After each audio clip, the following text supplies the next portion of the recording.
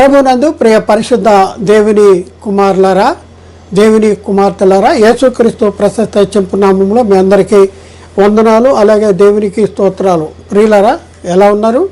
బాగున్నారు కదా? చాలా సంతోషం. మేము కూడా దేవుని కృప మహదేశ్వర్యాన్ని బట్టి కులాసగానే ఉన్నాం. ప్రియులారా, మనము ఈరోజు బైబిల్ గ్రంథంలో నుండి ఒక ప్రత్యేకమైనటువంటి అంశాన్ని గురించి మనం నేర్చుకోవడానికి ప్రయత్నం చేద్దాం. ఇది చాలా మన ఆత్మీయ జీవితానికి చాలా ప్రాముఖ్యమైనది. ప్రియులారా, ఏంటి ఆ అంశం అంటే బాప్తిజము. బాప్తిజం అనేది ఏ నామంలో తీసుకోవాలి? బాప్తిజం అనేది ఏ నామంలో తీసుకోవాలి? ఇది చాలా ప్రాముఖ్యము. ప్రియులారా, మనం తీసుకున్న బాప్తిజం సరైనది కాకపోతే మనము క్రీస్తు రాజ్యంలో చేర్చబడలేము, సంఘములో చేర్చబడలేము, పరలోక పౌరస్థితి దొరకదు, దేవుని కుమారుల పాప క్షమాపణ జరగదు, రక్షణ దొరకదు, దేవునితో సావాసం అనేది ఉండదు. కాబట్టి ప్రియులారా, ఒకసారి ఆలోచించండి. చాలా చాలా చాలా చాలా ప్రాముఖ్యమైనటువంటి అంశము ఇది. బాప్తిజం అనేది ఎవరి నామంలో మనం తీసుకోవాలి, బాప్తిజం ఎవరి నామంలో తీసుకోవాలి అనేది మరి మనం పరిశీలన చేస్తానికి ప్రయత్నం చేద్దాం. ప్రియులారా, బైబిల్ గ్రంథంలో మనం పరిశీలన చేసుకుంటే బైబిల్ గ్రంథంలో యేసుక్రీస్తు బాప్తిజాన్ని గురించి యేసుక్రీస్తు శిష్యులతో చెప్పింది ఒక మాట ఉంటే, ఒక పద్ధతి ఉంటే, అలాగే యేసుక్రీస్తు పరలోకానికి వెళ్ళిన తర్వాత పరలోకము నుండి పరిశుద్ధాత్మని పంపించి పరిశుద్ధాత్మని ద్వారా అపోస్తుల చేత మరి సంఘానికి ప్రకటించినటువంటి బోధలో మరొక పద్ధతి ఉంది. రెండు పద్ధతులు ఉన్నాయి. కాబట్టి ప్రియులారా, నేటి కాలంలో మరి బాప్తిజం ఏ నామంలో తీసుకోవాలనేది చాలా కన్ఫ్యూజ్గా ఉంది. ఎందుకంటే రెండు పద్ధతులు బైబిల్ గ్రంథంలోనే ఉన్నాయి. కాబట్టి ప్రియులారా, దీని గురించి మనం చాలా స్పష్టంగా తెలుసుకోలేకపోతే మరి మనం ఆత్మ మూలంగా జన్మించకపోతే ఏమవుతుందంటే ఆత్మ ద్వారా సిద్ధపరిచిన సంగతులు మనకి అర్థం కాదు. ఎందుకంటే ప్రకృతి సంబంధమైన మనుషుడు దేవుని ఆత్మ సంబంధమైన సంగతులు అర్థం చేసుకోలేడు. అవి ఆత్మానుభవం వల్లనే అర్థమవుతాయి. కాబట్టి ఒకడు కొత్తగా జన్మించితేనే కానీ దేవుని రాజ్యంలో ప్రవేశించలేడు. ఒకటి నీటి మూలంగా ఆత్మ మూలంగా జన్మించితే కానీ మరి పరలోక రాజ్యంలో ప్రవేశింపలేడు అనేసి వాక్యంలో రాను. కాబట్టి ఇప్పుడున్న పరిస్థితుల్లో మనం పునఃస్థితి స్థాపన ముందున్న స్థితిని మనం పొందుకుంటానికి కూడా ఈ బాప్తిజం అనేది చాలా ప్రాముఖ్యమైనది. బాప్తిజాన్ని గురించి బైబిల్లో రాయబడిన మాట ఏంటంటే పునఃస్థితి స్థాపన సంబంధమైన స్నానం, ముందున్న స్థితిని తిరిగి స్థాపించబడు. కాబట్టి ప్రియులారా, చాలా జాగ్రత్తగా ఆలోచించండి. ఇప్పుడు మనం బాప్తిజం అనేది ఏ నామంలో తీసుకోవాలి అనే దాని గురించి మనం చాలా స్పష్టంగా మన పరిశీలన చేస్తానికి ప్రయత్నం చేద్దాం. కాబట్టి ప్రియులారా, బైబిల్లో తండ్రి యొక్కయు కుమారుని యొక్కయు పరిశుద్ధాత్మ యొక్కయు నామంలోనికి బాప్తిజం పొందిడి అని చెప్తున్న బైబిల్ గ్రంథమే మీరు యేసుక్రీస్తు నామంలో బాప్తిజం పొందిడి అని ఎందుకు చెప్తుంది? ఒకసారి ఆలోచన చేసుకోవాల్సిన అవసరం ఉంది. మరి తండ్రి యొక్కయు కుమారుని యొక్కయు పరిశుద్ధాత్మ యొక్క నామంలో బాప్తిజం తీసుకోమని ఎవరు చెప్పారు? బాప్తిజం ఇవ్వమని ఎవరు చెప్పారు అంటే యేసుక్రీస్తు వారు చెప్పారు. ఏ కాలంలో చెప్పారంటే యేసుక్రీస్తు మృతుల్లోండి తిరిగి లేచిన తర్వాత కాలంలో చెప్పాడు. యేసుక్రీస్తు ఎవరికి చెప్పాడంటే శిష్యులకి చెప్తా ఉన్నాడు. ఎక్కడుంది ఆ మాట బైబిల్లో అంటే మత్తయి సువార్తలో 28వ అధ్యాయంలో 19వ వచనంలో ఉంది. కాబట్టి మీరు వెళ్ళి సమస్త జనులను శిష్యులుగా చేయుడి, తండ్రి యొక్కయు కుమారుని యొక్కయు పరిశుద్ధాత్మని యొక్కయు నామములోనికి వారికి బాప్తిజం ఇచ్చుచు అనేసి ఉంది. తండ్రి యొక్కయు కుమారుని యొక్కయు పరిశుద్ధాత్మని యొక్కయు నామము లోనికి అనేసి బాప్తిజం ఇమ్మని ఇక్కడ యేసుక్రీస్తు చెప్పిన మాట బైబిల్లో ఉంది. మరి అదే బైబిల్లో మరి అపోస్తుల్లో చెప్పిన మాట ఏంటంటే యేసుక్రీస్తు నామములో బాప్తిజం పొందండి అనేసి చెప్పిన మాట ఉంది. ఎక్కడెక్కడ ఉందో ఏంటి అనేసి దాని గురించి కూడా కొన్ని మనం పరిశీలన చేద్దాం. మొదటిగా మనం చూస్తే ఆ కాలంలో ఆకాశం క్రింద ఉన్నటువంటి ప్రతి జనములో నుండి వచ్చినటువంటి భక్తి గల యూదులు యెరూషలేములో కాపురం ఉండేది. ఇది ఎప్పుడుది సందర్భం అంటే పెంతుకోస్తు పండగ దినాన్న పరలోకం నుండి పరిశుద్ధాత్ముడు పరిశుద్ధాత్ముని పరలోకం నుండి వచ్చిన పరిశుద్ధాత్మను పొందుకున్నటువంటి అపోస్తులలో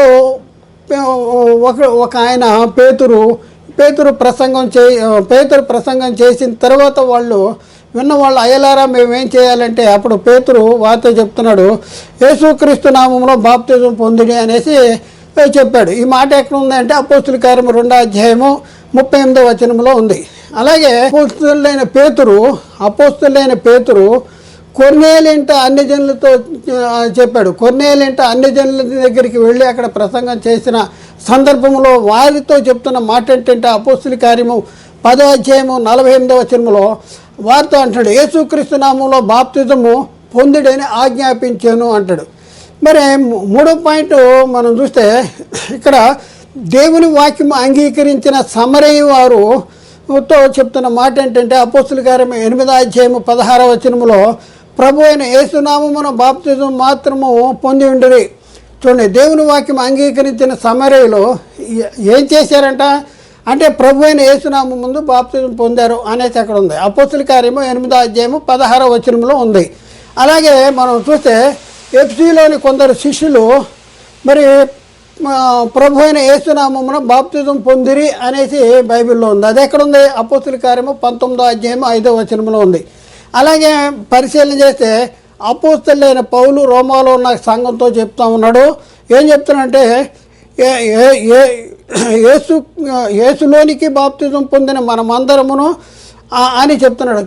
యేసుక్రీస్తులోనికి బాప్తిజం పొందిన మనమందరమును. ఇది ఎక్కడుంది? రోమపత్రిక 6వ అధ్యాయము 3వ వచనంలో ఉంది. అలాగే పౌలు గారే గల్తీలో ఉన్న సంఘాన్ని గురించి చెప్తున్నాడు. గల్తీ పత్రిక 3వ అధ్యాయం 27వ వచనంలో క్రీస్తులోనికి బాప్తిజం పొందిన మీరందరూ అని చెప్తున్నాడు. ప్రియులారా, ఇవన్నీ కూడా మనం పరిశీలన చేస్తే పై 2 పద్ధతుల్లో మనము ఏ నామములో బాప్తిజం పొందాలి ఒకసారి ఆలోచించేది. ఎందుకంటే యేసుక్రీస్తు చెప్పిందేమో తండ్రి యొక్కయు కుమారుని యొక్కయు పరిశుద్ధాత్మ యొక్క నామంలోనికి బాప్తిజం తీసుకోమని బాప్తిజం ఇయుడే అనేసి యేసుక్రీస్తు చెప్తే, అపోస్తులేమో ఏం చెప్తున్నారంటే పేతురు గారు కానీ మిగతా అపోస్తులు కానీ ఏం చెప్తున్నారంటే యేసుక్రీస్తు బాప్తిజము పొందిడి అని, యేసుక్రీస్తు నామములో బాప్తిజం పొందుడని ఆజ్ఞాపించటం, యేసుక్రీస్తు నామములో బాప్తిజం పొందటం, ఇవన్నీ కూడా మనం చూసాం ఇప్పుడే. అయితే ప్రియులను ఒకసారి ఆలోచించేయండి. మరి పై 2 పద్ధతుల్లో ఏ నామంలో బాప్తిజం తీసుకోవాలి చాలా కన్ఫ్యూజ్గా ఉంది. ఈరోజు సంఘానికి మరి ఎంతో కన్ఫ్యూజ్ అనమాట. ఎందుకు యేసుక్రీస్తు నామంలో బాప్తిజం తీసుకోవాలా, లేకపోతే యేసుక్రీస్తు చెప్పినట్టు తండ్రి యొక్క కుమారుని యొక్క పరిశుద్ధాత్మ యొక్క నామంలోనికి బాప్తిజం తీసుకోవాలనేసి ఎంతో కన్ఫ్యూజ్గా ఉన్నారు. అయితే ప్రియులను ఒకసారి ఆలోచించండి. లేఖనాలను మనం పరిశీలన చేస్తే మరి ఈ లోక సంబంధంగా లేఖనాన్ని పరిశీలన చేస్తే ఒక వచనం మరొక వచనాన్ని నివేదించినట్లుగా ఎందుకు ఉంది? ఈ లోక సంబంధంగా మానవుడు సిద్ధపరిచినటువంటి గణిత శాస్త్ర సిద్ధాంతంలో ఒక లెక్కకి ఆన్సరు ఒకటే ఉంటుంది కానీ 2 ఉండదు. 2 × 2 = 4. ఈ 2 × 2 4 అనేది ఎక్కడ 4? ప్రపంచంలో ఆరిన నేల ఉన్న ప్రతి స్థలంలో కూడా 2 × 2 ఆలోచించేయండి. మరి మనం చదివిన లేఖనాల్లో ఒక వచనం మరొక వచనాన్ని నివేదించినట్లుగా ఎందుకు కనపడుతూ ఉంది?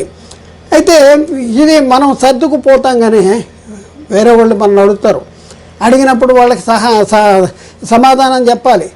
నిర్మలమైన మనస్సాక్షి గలవారేండి, మీలో ఉన్న నిరీక్షణ గురించి మిమ్మల్ని హేతువుడికి ప్రతి వానికి సాత్వికంతో భయంతో వణుకుతో సమాధానం చెప్పబద్ధులమై ఉన్నాం. అంతర్మాత్రమే కాదు కానీ లేఖనాన్ని మనం పరిశీలన చేస్తే లేఖనం ఎలా కలిగిందంటే ఒకడు తన ఊహను బట్టి చెప్పటం వలన లేఖనములోని ఏ ప్రవచనము పుట్టదని మొదట గ్రహించవలెను. అలాగే యేసుక్రీస్తు చెప్తున్న మాటను ఒకసారి మనం పరిశీలన చేస్తే మీ మాట అవునంటే అవును కాదంటే కాదు అని ఉండవలెను, వీటికి మించినది దుష్టుడి నుండి కలిగినది అనేసి. అలాగే మనం చూస్తే అపోస్తలులు చెప్తున్నారు. ఏం చెప్తున్నారంటే దేవుడు నమ్మతగిన వాడు గనక మేము మీకు చెప్పిన వాక్యము అవునని చెప్పి కాదన్నట్టుగా ఉండలేదు అంటాడు. అవునన్నట్టు చెప్పి కాదన్నట్టుగా ఉండలేదు. అలాగే యాకోబు పత్రిక 5:12 ఉంది, మీరు తీర్పు పాలు కాకున్నట్లు అవునంటే అవును, కాదంటే కాదు ఉండవలను అంటాడు. అలాగే రోమపత్రిక 3:4 ప్రతి మనుషుడు అబద్ధికుడు అవును కానీ దేవుడు సత్యవంతుడు కాక తీరడు అనేసి ఉంది. తిమోతికి రాసిన 2వ పత్రిక 3వ అధ్యాయము 15-17 వచనంలో మనం చూస్తే, నీవు నేర్చుకుని రూఢి అని ఎవరి వలన తెలుసుకుంటూ ఆ సంగతి తెలుసుకొని వాటి యందు నిలకడగా ఉండుము అనేసి అక్కడ రాయబడింది. కాబట్టి ఇప్పుడు మనం పరిశీలన చేస్తే లేఖనము మనిషిని ఎత్తుని బట్టి కలగలేదు, మనుషులు పరిశుద్ధాత్మ ద్వారా ప్రేరేపించి దేవుని మూలంగా పలికిన లేఖనాల్లో ఒక వచనము మరొక వచనాన్ని విభేదించినట్లుగా ఎందుకుంది? ఇందుకే తండ్రి యొక్కయు కుమారుని యొక్కయు పరిశుద్ధాత్మని యొక్కయు నామంలో బాప్తిజం పొందాలా, లేక యేసుక్రీస్తు నామంలో బాప్తిజం పొందాలా? ఇది మనకు అర్థం కావాలంటే ముందుగా మనము నామం అంటే ఏంటో మరి అర్థం కావాలి. నామం అంటే ఏంటో అర్థం కాకపోతే మరి చాలా కన్ఫ్యూజ్గా ఉంటుంది. కాబట్టి ముందు నామం అంటే ఏంటో మనం తెలుసుకుంటానికి ప్రయత్నం చేద్దాం. ప్రియులారా, నామం అంటే మనం పెట్టుకున్న పేర్లు, మనం పెట్టుకున్న నామాలు దీనికి సంబంధించినవి కాదు. నామం అంటే బైబిలులో మనం పరిశీలన చేస్తే నామం అంటే మహిమ, నామం అంటే గుణ లక్షణాలు, నామం అంటే కీర్తి, నామం అంటే పేరు, ఖ్యాతి, తర్వాత మహిమ. ఈ రకంగా మనం చూస్తే నామము, మహిమ, గుణాతిశయాలు ఇవన్నీ కూడా ఇలా మనకు అర్థం ఇస్తాయి. అంతేగాని నామం అంటే మనం పెట్టుకున్న పేర్లు లాంటివి కాదు. ఉదాహరణకి మనం పరిశీలన చేస్తే ప్రియులరా, గుణ లక్షణాలను బట్టి పేర్లు, స్వభావాన్ని బట్టి పెట్టే పేరు. అయితే ఇక్కడ మనం చూస్తే ఉదాహరణకు మనం చూస్తే ఒక వ్యక్తి మన ఇంట్లోకి వచ్చి ఏదైనా ఎత్తుకుపోతున్నాడు అనుకోండి, ఎత్తుకుపోతుంటే అతని పేరు మనకు తెలియదు.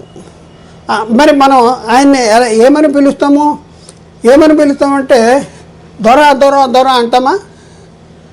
ఏమంటాం? మరి చెప్పండి, ఏమంటాం? దొంగ అంటాం. దొంగ అనే పేరు ఒక కొత్త పేరు పెట్టేస్తున్నాం ఆయనకి. ఏంటి దొంగ అంటే? ఆయన స్వభావాన్ని బట్టి, ఆయన గుణలక్షణాన్ని బట్టి, ఆయన చేసిన క్రియలను బట్టి ఆయనకి మనం కొత్త పేరు పెట్టేటటువంటి పరిస్థితి మనం చూస్తూ ఉన్నాం. మన నిత్య జీవితంలో జరుగుతూ ఉంది. అలాగే ఒక తండ్రి అన్నాడంట తన కుమారుడితో, నాయన బాగా చదువుకుని నాకు నా పేరు నిలబెట్టాలి, నా పేరు నిలబెట్టాలి, బాగా చదువుకో అని అన్నాడంట.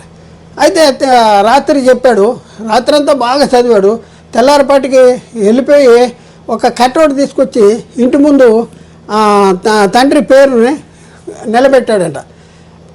అంటే పేరు నిలబెట్టమంటే కటౌట్ కాదు, పేరు నిలబెట్టమంటే మా సమాజంలో మరి బాగా చదువుకునే సమాజంలో పలానా వాళ్ళ తండ్రి ఈయన, పలానా వాళ్ళ కుమారుడు ఈయన, తండ్రి పలానా అనేసి ఆ తండ్రికి కీర్తి లేకపోతే మహిమ మరి కలిగేలాగా మరి ఆ కుమారుడు జీవించాలి అనేసి తండ్రి చెప్తుంటే ఈయనేమో కటౌట్లు పెడుతున్నాడు. ప్రియులారా, ఒకసారి ఆలోచించండి. ఇంకా మనం చూస్తే బాగా తింటున్నాడు అనుకోండి, తిండిపోతూ అంటాం. బాగా నిద్రపోతూ అంటాం.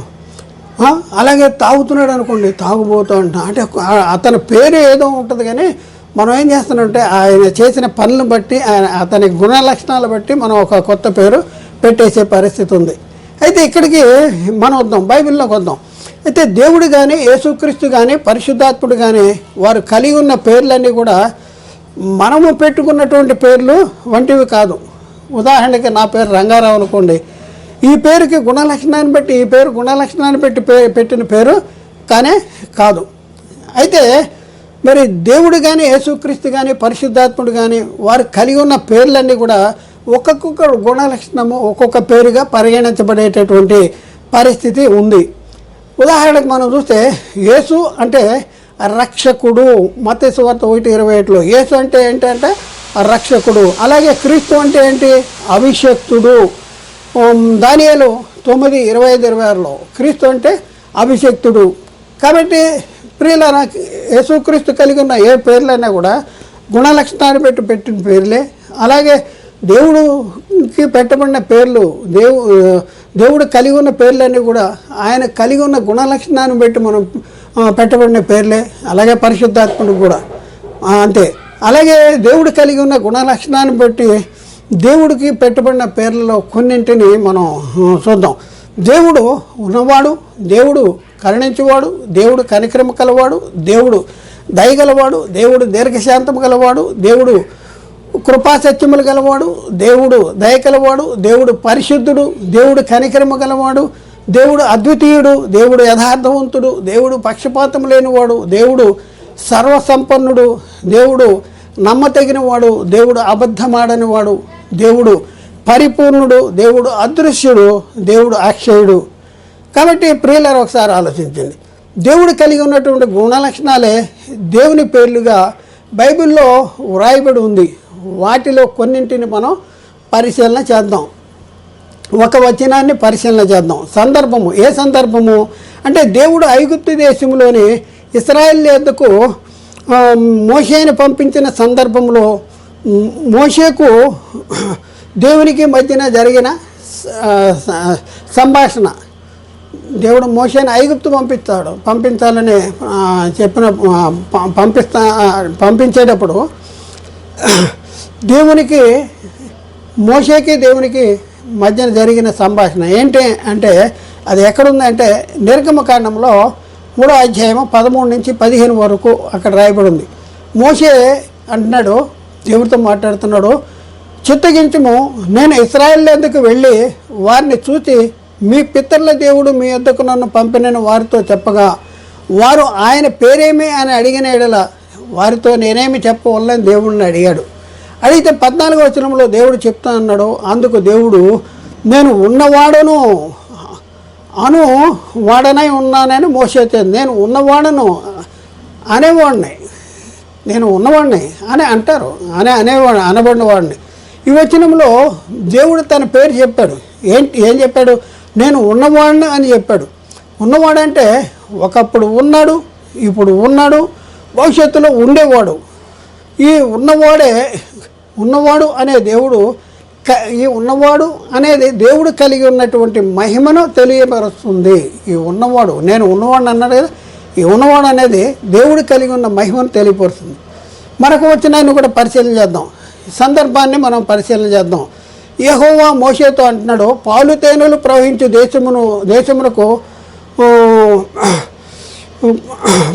పొండని చెప్పినప్పుడు మోషే అడిగిన ప్రశ్నకు దేవుడు సమాధానం చెప్తా ఉన్నాడు. ఏంటి అంటే మనం చూద్దాం. నిర్గమకాండంలో 33వ అధ్యాయము 18 నుంచి 19 వచనాలు. అతడు అంటే మోషే అడుగుతున్నాడు దేవుణ్ణి, దయచేసి నీ మహిమను నాకు చూపు అంటున్నాడు. మోషే అంటున్నాడు, నీ మహిమను నాకు చూపయా అంటున్నాడు.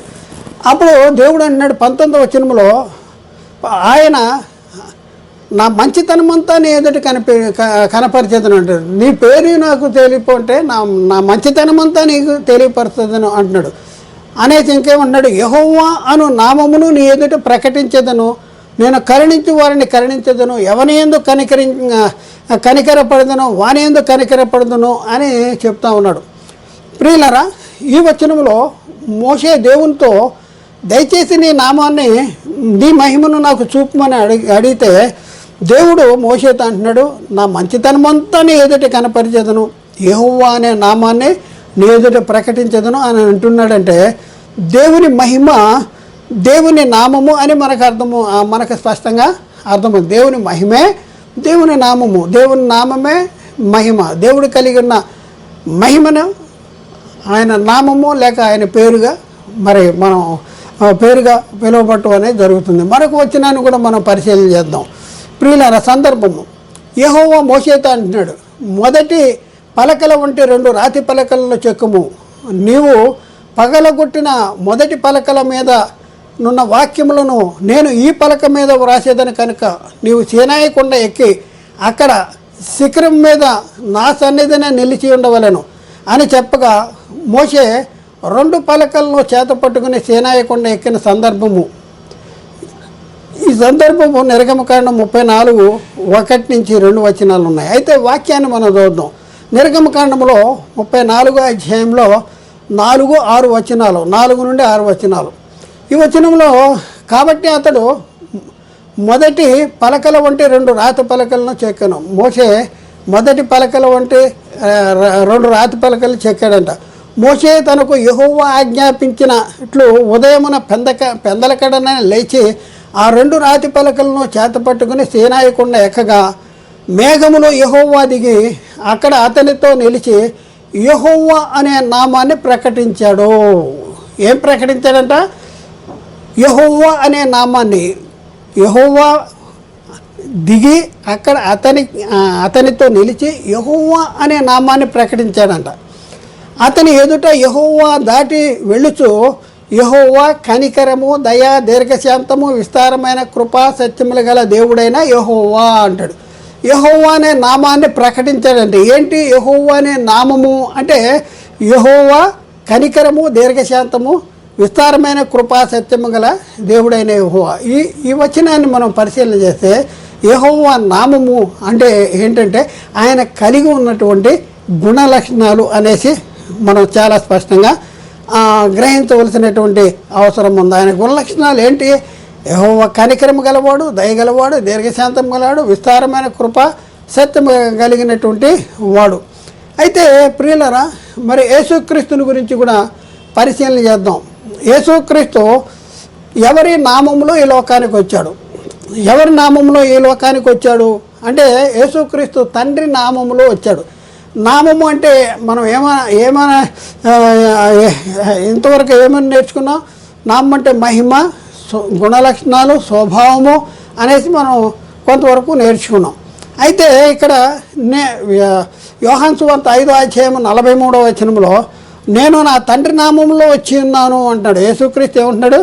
తండ్రి నామంలో వచ్చి ఉన్నాడు. అంటే యేసుక్రీస్తు తండ్రి నామంలో రావటం అంటే అర్థం ఏంటి అంటే తండ్రి మహిమలో వచ్చాడని అర్థము. ఇక్కడ నామం అంటే మహిమ, గుణలక్షణాలు అనే అర్థం. అయితే ఒకసారి ఆలోచించండి, తండ్రి నామంలో వచ్చిన యేసుక్రీస్తు తండ్రి నామాన్ని తెలియపరిచాడు. తండ్రి నామంలో వచ్చిన యేసుక్రీస్తు తండ్రి నామాన్ని తెలియపరిచాడు. ఎక్కడ తెలియపరిచాడు ఏంటి? ఒకసారి ఆలోచించాడు. యోహాను సువార్త 17వ అధ్యాయంలో 26వ వచనం. యోహాను సువార్త 17వ అధ్యాయము యేసుక్రీస్తు వారు తండ్రికి చేసినటువంటి ప్రార్థన. అందులో 26వ వచనంలో యేసుక్రీస్తు వారు తండ్రితో ప్రార్థన చేస్తూ ఉంటున్నాడు, నీవు నా యందు ఉంచిన ప్రేమ వారి యందు ఉండునట్లును నేను వారి యందు ఉండునట్లును వారికి నీ నామమును తెలియజేసి తిని ఇంకను తెలియజేసేదనని చెప్పాను. వారికి నీ నామాన్ని తెలియజేశాను, ఇంకా తెలియజేస్తాను అంటాడు. అంటే నామాన్ని తెలియజేస్తామంటే తెలియజేసి ఇంకా తెలియజేయవలసిన అవసరం ఉంది. ఇప్పుడు నా పేరు రంగారావు, ఇంకా తెలియజేస్తాను అని అంటే అర్థం ఏంటి? ఇంకా తెలియజేయవలసిన ఒకసారి చెప్తే సరిపోదా? అయితే ఇది మనం పెట్టుకున్న పేర్లు కాదు, గుణలక్షణాలు, స్వభావము గురించి చెప్పబడిన సంగతి అన్నమాట. మరొక వచనాన్ని మనం చూద్దాం. యోహాను సువార్త 17వ అధ్యాయము 6వ వచనంలో అక్కడ రాయబడిన మాట అంటే లోకములో నుండి నీవు నాకు అనుగ్రహించిన మనుషులకు నీ నామమును ప్రత్యక్షపరిచితిని. లోకములో నుండి నువ్వు నాకు అనుగ్రహించిన మనుషులకు నీ నామము ప్రత్యక్షపరిచానట. నీ నామముని ప్రత్యక్షపరిచానంటే అర్థం ఏంటి? నామాన్ని ప్రత్యక్షపరచడం అంటే అర్థం ఏంటి? ఒకసారి ఆలోచన. నామం అంటే మహిమ, నామం అంటే గుణ లక్షణాలు. తండ్రి నామంలో వచ్చిన యేసుక్రీస్తు తండ్రి మహిమను, తండ్రి గుణ లక్షణాలని బయలుపరుస్తున్నాడు, తెలియపరుస్తూ ఉన్నాడు. హెబ్రీ పత్రిక 2వ అధ్యాయం 11-12 వచనాల్లో కూడా అక్కడ రాయబడిన మాట ఏంటంటే 12వ వచనం, నీ నామమును నా సహోదరులకు ప్రచురపరుచుతును అంటాడు. నీ నామమును నా సహోదరులకు ప్రచురపరుతును అంటాడు. నీ నామాన్ని నా సహోదరులకు ప్రచురపరచడం ఏంటి? నామాన్ని ప్రచురపరచడం ఏంటి? నామం అంటే మామూలు పేరు కాదు, మహిమ. ఇదే పాత నిబంధన గ్రంథంలో కీర్తనలో 22లో అక్కడ ఇదే మాట రాయబడింది. ఆ మాటనే ఇక్కడ చెప్పబడింది. నీ నామమును నా సహోదరులకు ప్రచురపరిచేదను, సమాజముల మధ్య నిన్ను కీర్తించేదను అనేసి అక్కడ రాయబడింది. అంటే యేసుక్రీస్తు వారు తండ్రి మహిమలో వచ్చాడు. తండ్రి మహిమలో వచ్చి తండ్రి మహిమను లోకానికి తెలియపరుస్తూ ఉన్నాడు, తండ్రిని బయలుపరుస్తున్నాడు, తండ్రిని చూపిస్తూ ఉన్నాడు. ఇక్కడ మనం చూస్తే యోహాను సువార్త 1వ అధ్యాయం 18వ వచనంలో అక్కడ ఏమని రాయబడింది? ఎవడును ఎప్పుడును దేవుని చూడలేదు, తండ్రి రొమ్మునున్న అద్వితీయ కుమారుడే ఆయన్ను బయలుపరిచను అంటాడు.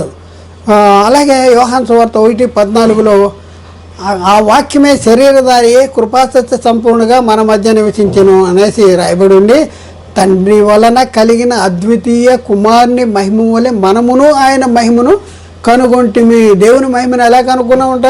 తండ్రి వలన కలిగిన అద్వితీయ కుమారుని మహిమ వలె ఆయన మహిమను కనుగొనక. వచనాన్ని చూస్తే యోహాను రాసిన మొదటి పత్రిక 5వ అధ్యాయంలో 19వ వచనంలో అక్కడ రాయబడింది ఏంటంటే, మనము సత్యవంతుడైన వాడిని ఎరగవలననే దేవుని కుమారుడు వచ్చి మనకు వివేకము అనుగ్రహించాడు. అంటే ప్రియులారా, ఈ వచనాలన్నీ కూడా మనం పరిశీలన చేస్తే మనకేమర్థం అవుతుందంటే, యేసుక్రీస్తు తండ్రి మహిమలో వచ్చాడు, తండ్రి నామంలో వచ్చాడు, తండ్రిని లోకానికి బయలుపరిచాడు, తండ్రిని లోకానికి తెలియపరిచాడు. నామము అంటే మహిమలో వచ్చాడు, ఆ మహిమను లోకానికి తెలియపరిచాడు.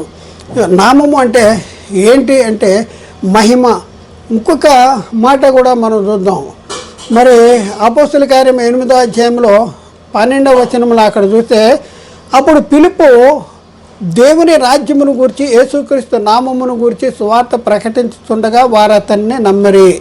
ఫిలిప్ అంటే దేవుని రాజ్యాన్ని గురించి యేసుక్రీస్తు నామాన్ని గురించి ప్రకటిస్తున్నాడు. ఏంటి యేసుక్రీస్తు నామాన్ని గురించి ప్రకటించేదంటే క్రీస్తు మహిమను గురించి, క్రీస్తు గుణలక్షణాల గురించి, క్రీస్తు స్వభావాన్ని గురించి తెలియపరుస్తూ ఉన్నాడు, దేవుని రాజ్యాన్ని గురించి తెలియపరుస్తూ ఉన్నాడు అనేసి మనం అర్థం చేసుకోవాలి.